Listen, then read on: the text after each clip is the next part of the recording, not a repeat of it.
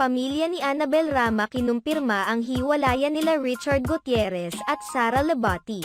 Bukod sa hiwalayan ng longtime celebrity couple na sina Catherine Bernardo at Daniel Padilla, naging matunag din ang isyong naghiwalay na rin ang mag-asawang Sara Lebati at Richard Gutierrez. Tila kinumpirma na ng Gutierrez family ang hiwalayan nina Richard Gutierrez at asawa nitong si Sara Lebati. Kamakailan lamang ay nagkaroon ng mahalagang okasyon ang pamilya Gutierrez kung saan ipinagdiwang ng buong pamilya ang baptizing ng anak ng kapatid ni Richard na si Rocky Gutierrez.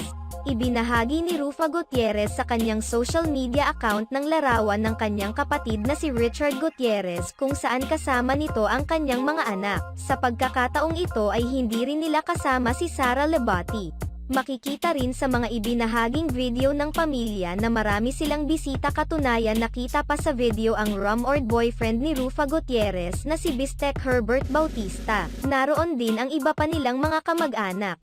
Hindi naman lingid sa kaalaman ng lahat na dati ay palaging nakakasama si Sara Lebati sa mga okasyon at events ng mga Gutierrez dahil malapit siya sa mga ito, lalong-lalo na kay Rufa Gutierrez. Sa katunayan, noong may hindi pagkakaunawaan sina Sara Lebati at Richard Gutierrez ay nagkakasama pa rin sina Rufa at Sara.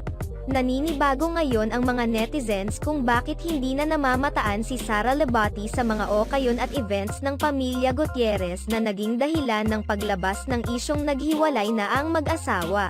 Samantala, sa kamakailang binyag ng anak ni Rocky Gutierrez na si Maria Athena, makikitang naroon ang lahat ng malalapit na pamilya ng mga Gutierrez at tanging si Sara lamang ang wala roon. Sa ngayon ay hindi pa rin naglalabas ng anumang pahayag si Annabel Rama hinggil sa nasabing isyu na ikinagulat ng mga netizens dahil hindi naman lingid sa kaalaman ng lahat kung gaano kapalaban itong si Annabel sa mga isyu ng kanyang mga anak. Napansin din na tinanggal na ngayon ni Sara Lebati sa kanyang Instagram profile ang apelyidong Gutierrez na tila pahiwatig umano nito na ayaw na niyang makipag-ugnayan sa mga ito.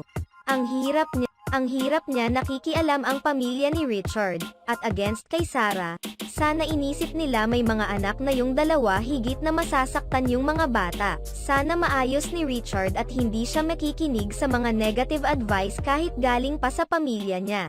Hindi rin nagsalita si Richard kung ano yung issue, may iba nagsabi dahil nambabae daw si Richard baka nakahanap siya ng mayaman na girl na gusto ng pamilya niya. Sana inisip niya na labis na masasaktan yung mga anak niya. Ang pag-ibig ay hindi nasusukat sa yaman o pera ng bawat isa, kasi meron dyan sobrang yaman pero hindi makontento sa buhay, at pag-ibig kaya hindi siya batayan. Ang totoong kayamanan ay family, aanhin mo yung kayamanan mo kung wala ka naman pamilya. Di impossible na madamay si AR. After all, siyang nagmamanage kay RG at mas nabibuild up ngayon si RG since the Ironheart success. Who knows what went on behind the scenes, pero all the speculation seems legit due to the consecutive no couple photos. Di nagsama ang dalawa sa dalawang big events where Richard went solo.